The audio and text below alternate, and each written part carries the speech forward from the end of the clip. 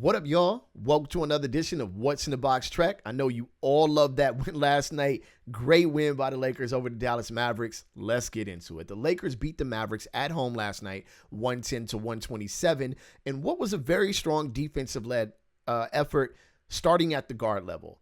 D'Angelo Russell and Austin Reeves are not the greatest guard defenders in the league at all. Not even close. But it looks like they took a pretty good challenge. The Lakers are trying to force iso ball so that they can kind of keep these driving kicks at bay, forcing the better players to take more difficult shots. And if you really were noticing, you really like the shot chart by the Dallas Mavericks last night with Luka taking 24 shots, everybody else under 20 at a low percentage. Hardaway had a tough game, 5 for 17.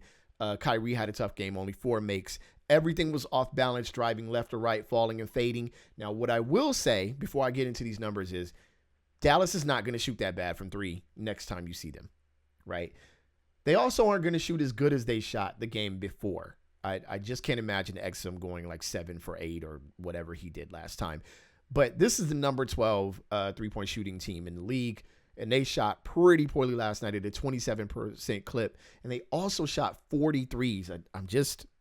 You guys are going to watch me marvel at this every time you watch this show. It's just crazy the amount of threes that are going up. My 1980s, 90s brain will not let go of it. Both teams put up 91 attempts, which is great. Great for the Lakers. They did not turn the ball over a lot. Dallas is pretty good at forcing turnover, or pretty good at scoring off turnovers. The Lakers didn't allow that. So you look at 91 attempts for both teams, 54% shooting for the Lakers, 46% shooting for the Mavs. That is about where the Lakers have been holding teams, which is roughly upper middle of the pack at 46.6%. I'm sure that's decreased just a little over the last 2 games, but that's where they're hanging out. And remember, man, teams are shooting 46% on average against the best defenses. Still crazy to me. Again, my 1980s, 90s brain won't take it. 3-point percentage, again, 43% for the Lakers, 12 of 28. Lakers are still at the bottom of the league in attempts, still closer to the bottom of the league in percentage, but I like that they don't force a lot of threes. And we as fans probably think they do, because it's like, well, why would you shoot that? And we know that LeBron's not going to shoot at that great of a clip every night, but not forcing it there is the key. Free throws, 24-18. The Lakers made, all right, 70%. I'm not happy about that. The Lakers were out-rebounded offensively, 11-9, but they didn't give up a lot of second-chance points, 14-14. That's solid defense there. Let's get down to the meat and potatoes. Why did the Lakers win this game? Fast break points and points in the paint, which tend to be combined because the fast break layups actually do count as points in the paint. 32-7. Man, 32-7 is crazy. That is crazy. Look, they're 4th in fast break points in the league, and Dallas is 9th, but they're 25th, the Lakers are, in fast break points allowed, and Dallas is 28th. So looking at the Lakers getting 32 fast break points makes sense statistically. Just a quick side note, crazy stat. Houston is 1st in the league in fast break points allowed, and they're only allowing 9 points a game. That seems pretty efficient defensively. So big shout out to Houston. But more or less, both teams are pretty good at scoring fast break points, but they're pretty bad at giving them up. The Lakers did a much better job holding the Mavs to 7 fast break points while gaining 32. There is your difference in the game, and that is extremely important here. The next games are going to be kind of crucial. It's hard to call a season in the middle, right? But like I've been saying, and like a lot of people have been saying, I'm not the only person saying this season is intense. A lot of teams are very good. Young teams are looking great, like OKC. Sacramento looks really good. The Western Conference looks good. The Eastern Conference looks good as well. You only have about, 6 or so bad teams, so like officially bad teams. Teams like the Jazz that looked bad actually have the ability to move up in the rankings, as they're proving to you. So you're not able to just kind of do what you did last year. Last year was an anomaly to put together a team and just, sort of make that run to the Western Conference Finals. I don't think you can do that this year. I think you need to be out of the play-in. You kind of need to be closer to the middle of the pack. And the Lakers are not that far off. I think they're 3 or 4 games out of 6th, which shows you just how stacked this thing is, because the Lakers went sour after the IST. The next 4 games are a big deal for me. One, you can't lose to teams that you should beat, right? Like Brooklyn, etc.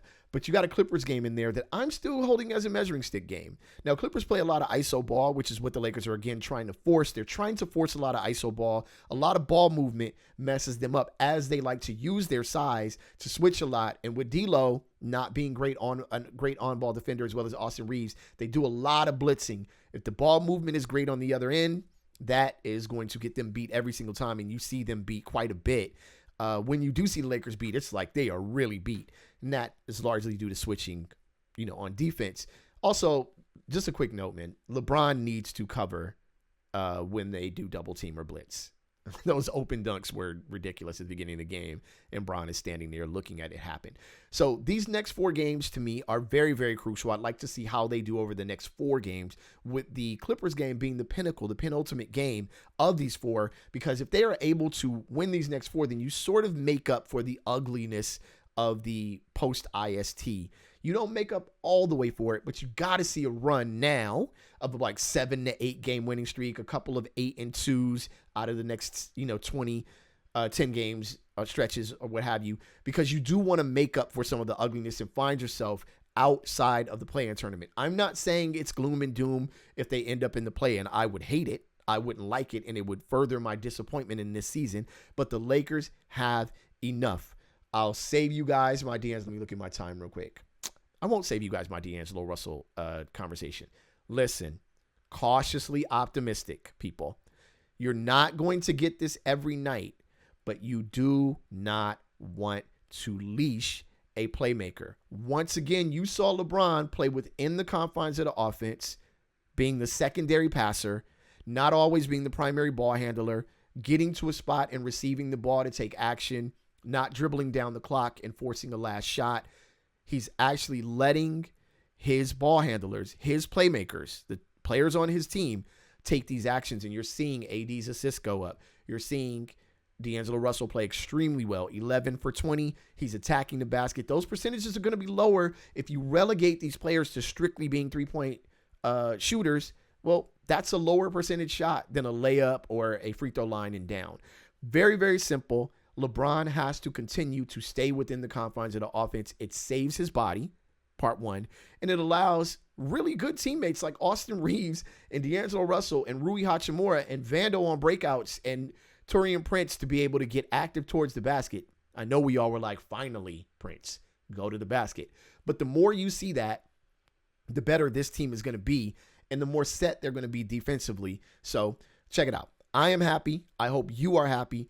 We got for the next 4 games. Watch with me. The next 4 games are crucial for the Lakers. I will catch y'all next time. My name is Trek Life. Catch me at Trek Life on Threads, at Trek Life on IG, and Trek Life Music on YouTube. Like, subscribe, comment, disagree, holla at me. Just keep it respectful. Peace.